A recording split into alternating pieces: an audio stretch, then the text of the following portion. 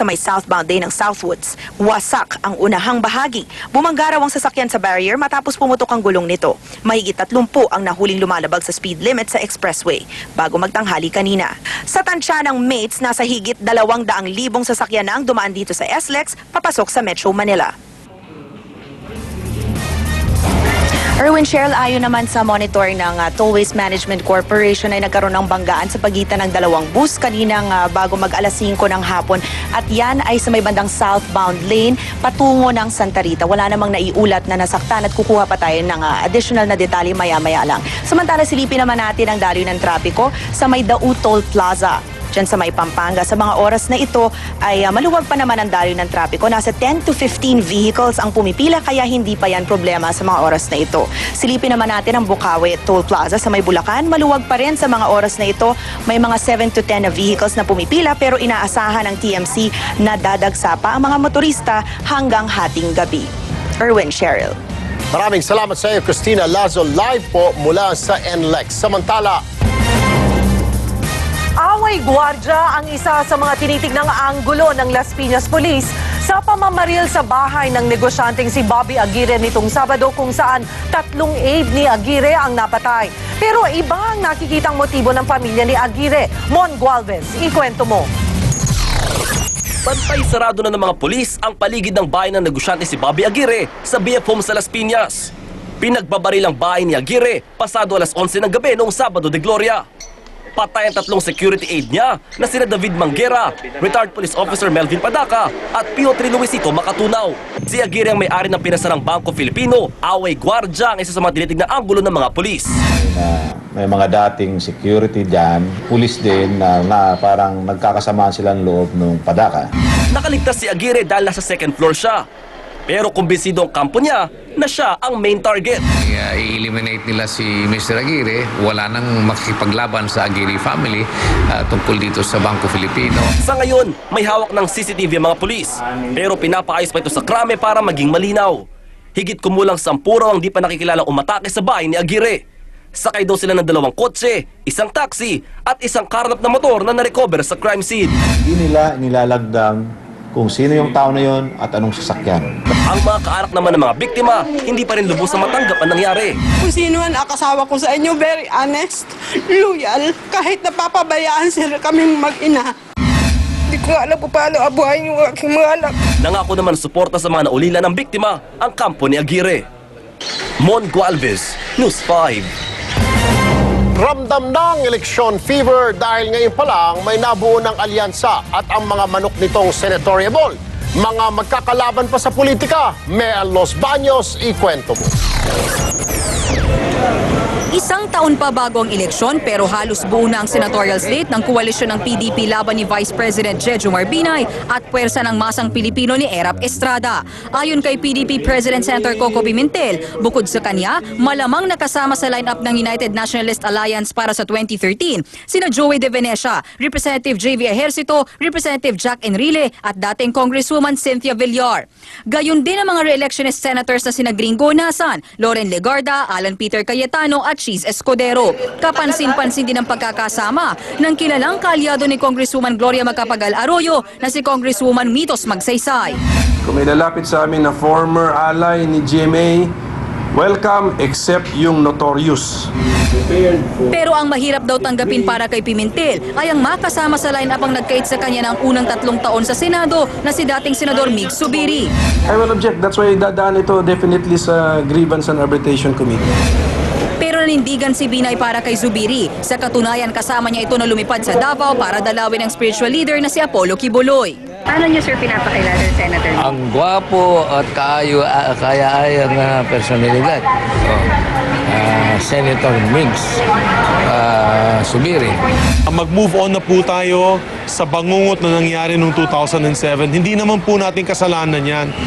Aminado si Senador Pimentel, hindi lang din naman siya ang magdedesisyon kung sino-sino ang patatakbuhin ng koalisyon. Isang executive committee daw ang maglalabas ng pinal na desisyon kung sino-sino ang patatakbuhin sa pagkasenador sa 2013. Hindi naman nababahala ang Partido Liberal ni Pangulong Aquino sa nabuong koalisyon. Handa rin naman daw na bumuo ng alyansa ang LP sa mga grupong sumusuporta sa reformang gusto ng Pangulo. Mean Los Baños, News 5. Samantala, tahimik at simpleng nagdiwang ng kanyang 65th birthday si dating Pangulong Gloria Arroyo noong Huwebes Santo. Pero nabahiran pa rin ito ng politika, lalo't ilang kapartido niya ang nababalitang sinusuyo ng mga kritiko niya. Ikwento mo, Joby Francisco. Mas kaunti man ang bisita kumpara sa mga nagdaang selebrasyon ng kanyang kaarawan, binawi naman ang mga dumalo sa walang patid na pagkanta para kay dating Pangulong Gloria. Masasabing simple lang ang 65th birthday ni CGMA sa VMMC noong Huwebes. Potluck ng spaghetti, manok, lechon at kakanin ang pinagsaluhan nila ng kanyang pamilya, mga dating kaklase at mga staff niya dati sa palasyo. Nataon ang simpleng selebrasyon sa panahon ng realignment sa politika para sa 2013 elections. Kaya kapuna-puna na wala ang karamihan sa mga kaalyado ng dating Pangulo sa kanyang salo-salo. Gayong noong isang taon lang, magkakasama pa sila sa kaarawan nito sa Pampanga. Kinumpirma ng sources ng News 5 sa Batasan, kasama sa mga nire-rate ng mga mas malalaking partido ang 25 miyembro ng minorya sa Kamara, karamihan mga kaalyado ni Gloria. Ang kilalang GMA defender nga na si Representative Mitos Magsaysay nasa listahan na ng senatoriables ng United Nationalist Alliance ni VP Binay at dating Pangulong Erap. Sabi ni Minority Floor Leader Danilo Suarez, hindi may iwasan ang pakipag-alyansa ng ilan sa kanila sa ibang partido para sa 2013 elections. Pero hindi daw ibig sabihin ay tuluyan na nilang iiwan sa ere ang dating Pangulo. At kahit sinasabing dapat niyang ika-alarma ang patuloy na pagkalaga sa mga kaalyado niya, hindi raw pinag-aksayahang pag-usapan ng politika sa nagdaang party ng dating Pangulo. Ang importanteng napag-usapan namin lang doon na medyo may kabuluhan sa ating bayan, sabi niya, kung magtitina daw ako ng buhok, wag daw henna kasi masama daw sa buhok. Joby Francisco, News 5. Inilabas na ang mismong litrato ng rocket na ilo-launch ng North Korea ngayong linggo. Inimbitahan pa nga ang ilang foreign reporters para ipakita na hindi ballistic missile ang kanilang rocket. May 2 stage ang satellite launch. Sa ikalawang stage, posible itong dumaan sa silangan ng Polillo Island sa Quezon. Kaya idineklara ang no-fly zone at no-sea travel zone sa Northern Luzon, Baler at Quezon simula April 12 hanggang April 16 kung kailan naiulat ang launch ng nasabing rocket. Nagdeklara ng rerouting ang Philippine Airlines sa mga flight nilang posibleng maapektuhan ng launch. Nililinaw ng NDRRMC na wala itong nuclear content. Pero babala nila at ng DILG ingat na lang din. Sabi naman ng Japan, handa silang tirahin ang rocket sakaling magdulot ito ng perwisyo.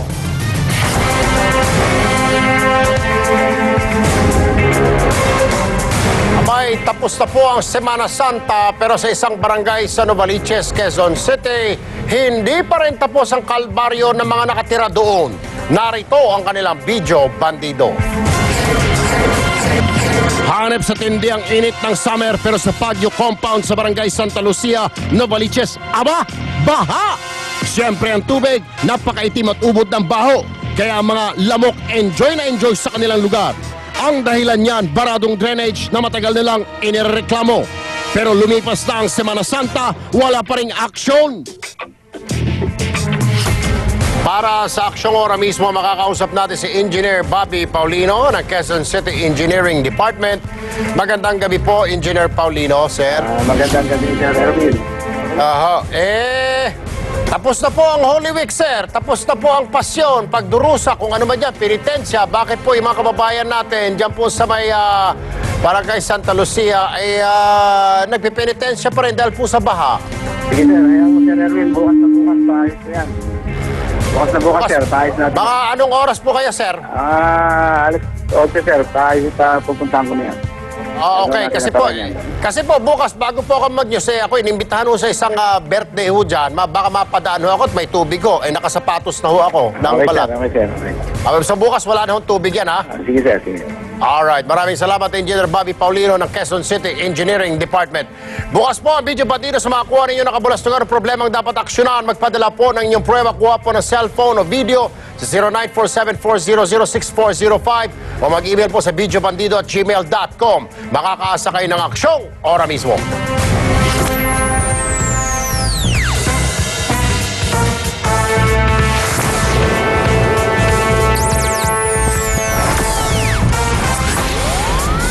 kapatid, kamusta ang mga bakasyon ninyo? Nako, grabe sa init, no?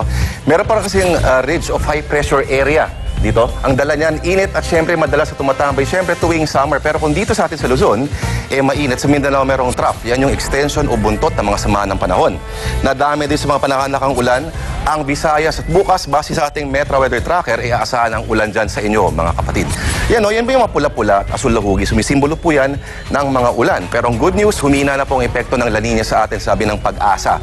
At sa mga susunod na linggo, asahan na dadalas ang mga high pressure area o sa madaling salita, mas mainit na panahon. Pero paripometrics dahil hindi pa rin nawawala ang tsansa na sumama ang panahon. Pero maiba tayo, mga kapatid.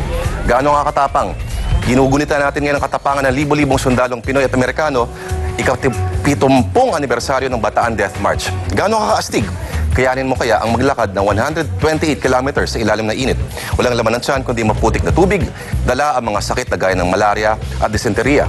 Pero sa 2 buwan, 2,000 Amerikano at 25,000 na sundalong Pinoy ang namatay sa kamay ng mga Hapon. Mga Hapon, sila ang kontrabida noon. Pero fast forward ngayon, 70 years after, ngayon may bagong banta. Magpapakula raw na rocket ang North Korea at baka bumagsak daw sa Hilagang Luzon. Pero bago mapraning, may isang bansang nangangakong sasalubungin sa ere ang rocket na ito. Ang bansang yon, Japan. Ang buhay nga naman. At yan ang ulat panahon sa ngayon. Ako po, si Lord De Vera. Susunod sa aksyon, pang-torture ng isang albularyo sa kanyang pasyente sa pool sa Wanted Exclusive. Pasyente, imbis gumaling, sementeryo ang ending. Dating matikas sa PBA player na si Nelson Asaytono, nag-iba na ng karir. Kung ano, alamin. Isa pang exclusive, mga Pinay na ni-recruit para maging waitress sana sa Malaysia. Sila pala mismo ang nakalagay sa menu ng mga hayok na customer. At picture na babaeng naka-shorts at nagpapakyut habang nakasampa sa cruise, inabot ng batiko sa internet.